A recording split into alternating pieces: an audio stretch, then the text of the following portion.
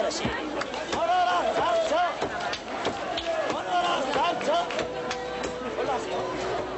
이 사람 매일같이 3,000원 혹은 2,000원을 외치며 손바닥을 치는 이 사람. 시장의 변사가 돼버린 이 사람 가락 아래 쌓인 저 옷값은 5년 전이나 지금이나 변함없이 싸기만 합니다.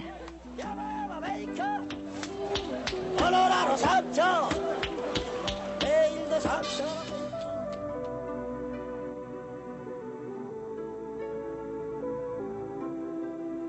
이 옷들, 가죽이나 헝겊을 덧대 맵시를 낸 이 옷들, 삐져나온 팔꿈치를 가리려고 천조각을 이리저리 꿰매던 그때 그 사연을 아는지, 그저 맵시 더하자며 천조각이 덧댄 채 걸려있는 이 옷들.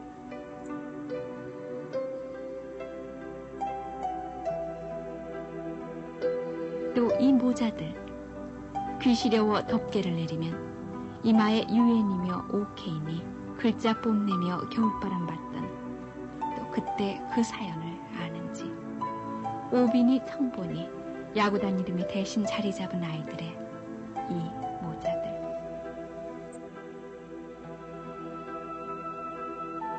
이른바 구제품옷에 몸을 맞춰야만 했던 옛날, 그 서름을 떨치고 저처럼 남의 나라 사람 몸에 옷을 수없이 맞춰대는 지금, 세계 어느 나라 백화점을 가도 메이드 인 코리아의 옷가지들이 지천으로 널려있는 오늘.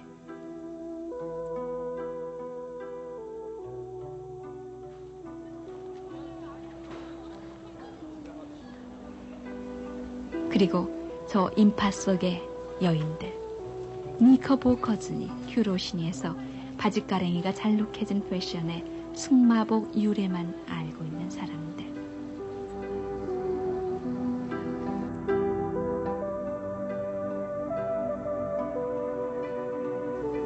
몸빼.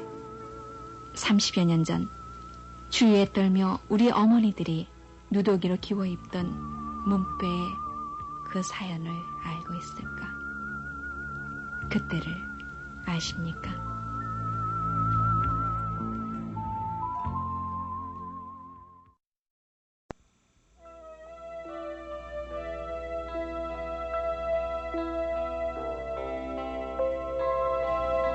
몸빼는 원래 2차 대전 말에 여성들이 일을 할 때면 누구든지 입어야 하는 노동복이었습니다.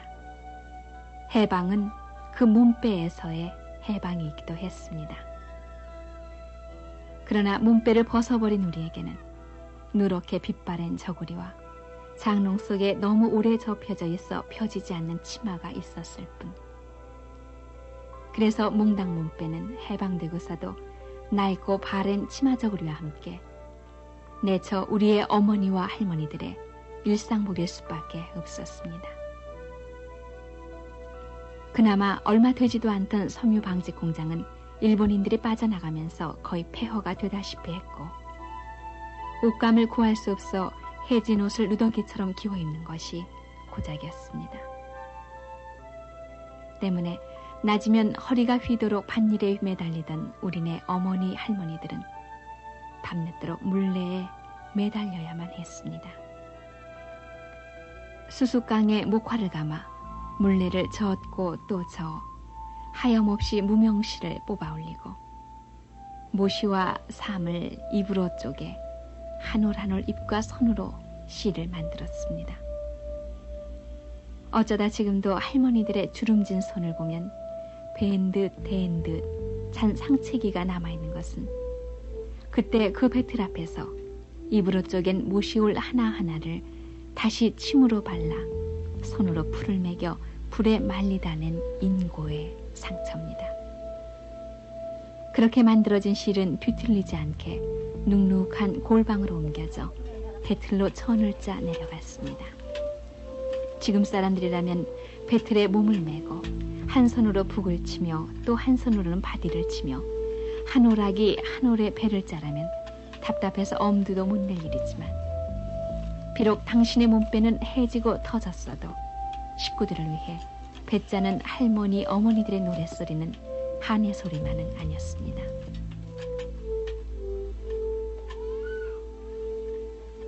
지금 그 못이나 배를 사려면 옛날 비단 사기만큼이나 어렵고 비싸지만 또 요즘 사람들은 못 내려고 못이 옷이나 삼배 옷을 찾지만 그러나 몇십 년 전 그렇게 습기 찬 골방에서 배를 짰던 우리의 노인들은 지금도 찬바람이 불거나 굳은 날이면 허리가 쑤시고 팔다리가 시립니다. 참 허리가 아프나 팔이 아프나 죽고 나서 하나 해놓은 건 줄 알고 그래 짰죠 뭐.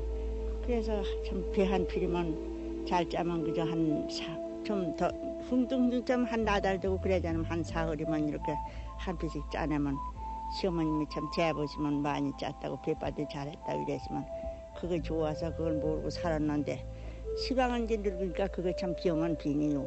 팔도 아프고 다리도 아프고 부태 닿던 날에 허리도 아프고 그렇지만 시방신 여성들은 아주 편해도 더 죽는다고 야단들 해지 그런 걸 해요.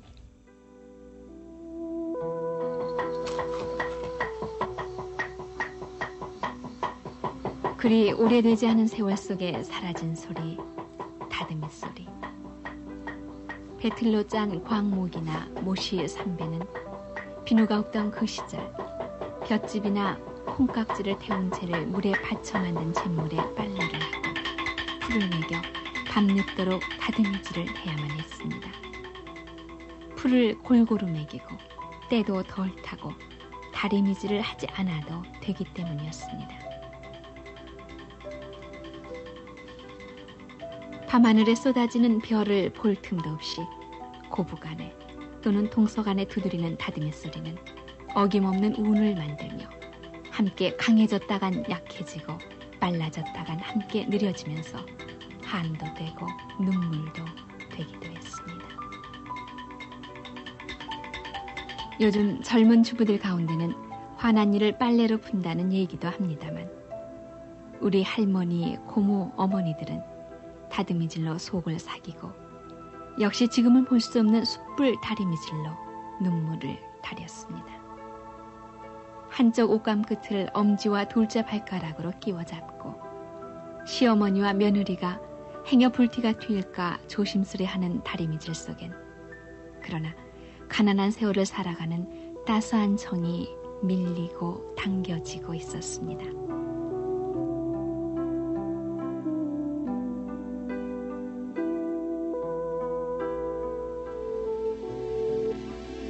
그러나 전쟁이 밀어내린 피난 행렬의 끝 부산.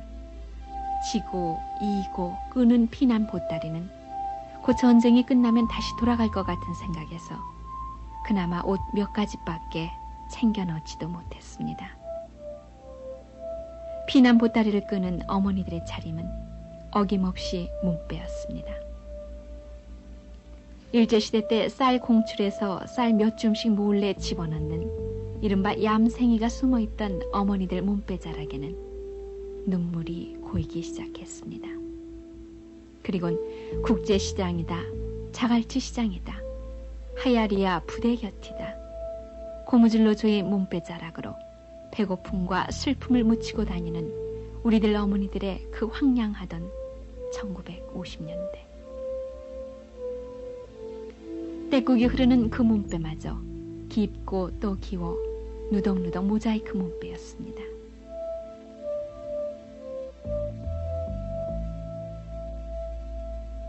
전쟁은 끝났지만 고향으로는 쉽게 돌아갈 수가 없었습니다.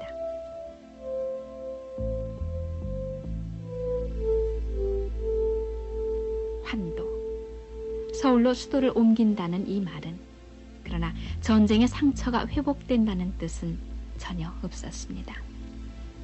다시 여름이 왔고 옷 하나로 형 아우가 겨울나기를 했지만 여름은 아우의 아랫도리가 필요 없게끔 했습니다.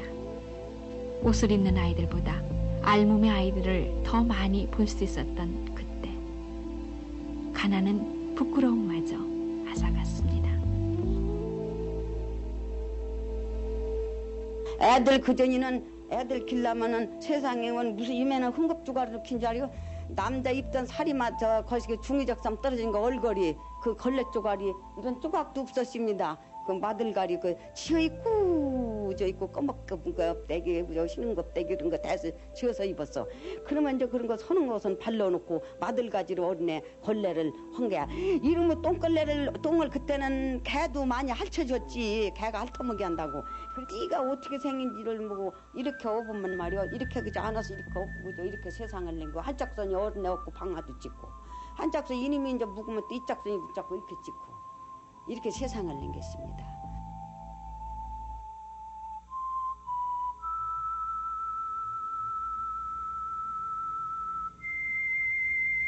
그리고 또 겨울이 왔고 헐벗은 우리의 추위를 구제해 준 것이 이른바 구제품이었습니다. 요즘 같으면 구호품이라고 말했겠지만 우리들 입에서 구제품이라는 말이 서슴없이 나올 정도로 그때는 삭막하고 허허웠습니다. 서양 사람들이 입던 큰 옷으로 우리의 몸을 감싸고 미군 담요를 재단해 오버코트도 만들어 입었고 논밭으로 떨어진 낙하산을 주어 속옷이니 블라우스를 만들어 입었던 사람들은 그래도 그나마 멋쟁이 소리를 들었습니다.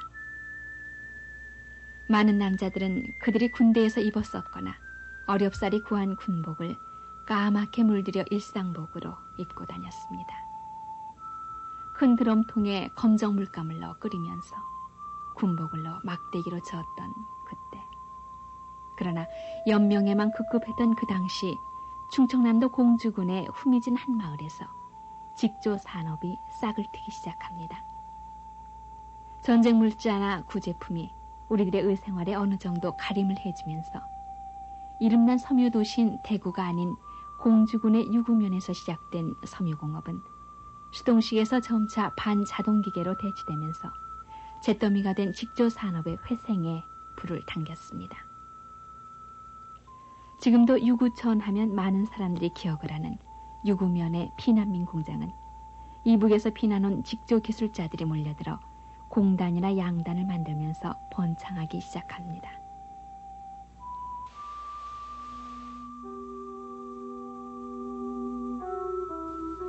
전쟁의 흔적이 어느 정도 아물어갈 무렵인 1957년 지금의 롯데호텔 자리인 반도호텔에서 열렸었던 패션쇼의 모습입니다.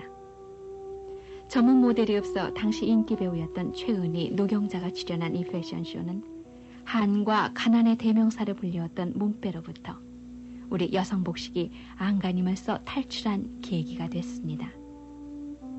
물론 삶지도 않고 다듬이질이 필요 없는 나일론이라는 천의 출현, 바로 그것이 우리 의생활에 일대 혁신을 가져온 탓도 있지만 무엇을 먹어야 할까에만 시달려온 우리 생활에서 비로소 우리의 외형적인 삶이 두드러지기 시작했기 때문입니다.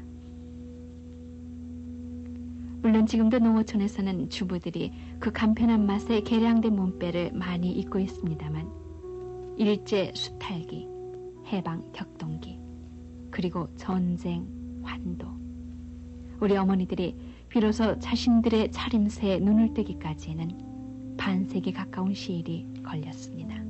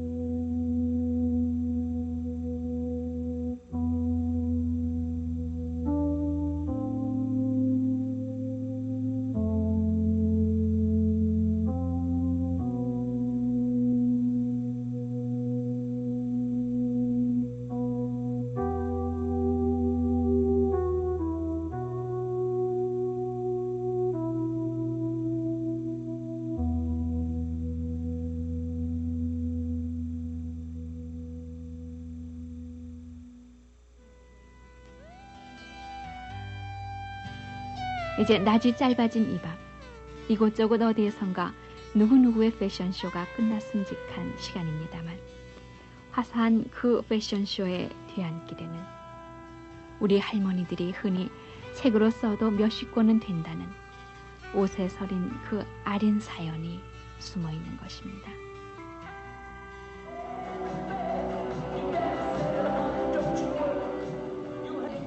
이제 패션이란 말은 우리 생활에서 큰 비중을 지니고 있습니다. 화사한 패션쇼뿐만이 아니라 작업복이나 캐주얼에서도 새로운 생활 감각을 멋내기 위한 생활 패션도 크게 자리 잡고 있습니다. 그러나 지금 젊은이들이 옷이란 남에게 자랑하기 위한 것도 되고 편리하고 멋진 개성의 표현이라고 자신 있게 얘기할 수 있었던 때는 그리 오래되지 않습니다. 한 해 70억 달러가 넘는 섬유류를 수출하고 제발 한국의 섬유류 수출량을 자제해달라고 요청해올 정도로 성장한 오늘의 우리 섬유산업. 외국에 간 우리나라 사람이 사온 옷이 메이드 인 코리아였다는 우스갯소리도 이제는 70년대 옛 얘기로 돌아간 오늘. 이제 우리의 패션은 양에서 질의 시대를 맞이했습니다.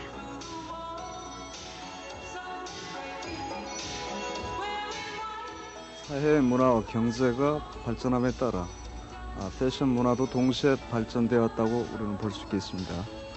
오늘날 우리 의식 구조가 생활 문화 패턴으로 바뀜에 따라 환경적인 변화라든지 시대적인 변화가 패션을 리드했다고 볼 수 있겠습니다. 이런 면에서 볼 때 사회 전체적인 분위기가 종전과는 달리 여유가 생기게 됨에 따라 최근 우리나라의 패션 산업의 볼륨도 방대해지고 그 흐름이 선진국화됨에 따라 패션 포커스를 예측하는 면에서 과거보다 훨씬 버라이티하고 유행의 전차 속도를 신속해짐을 우리는 알 수 있을 것입니다.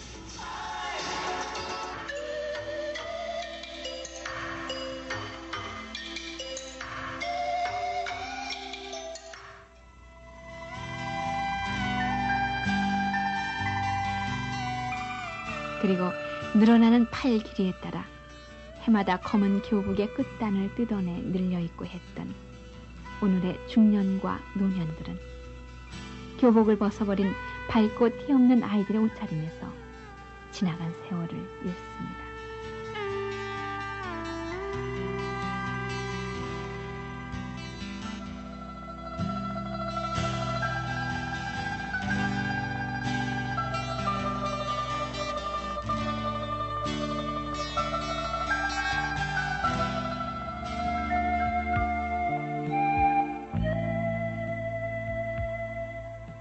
그리고 생각합니다. 어떻게 살아온 세월인데 또 단지 추위와 몸가림을 위해 옷을 찾아다녔던 그때를 어떻게 얘기해야 할까? 이 가을밤을 혼자서 헤치고 있습니다.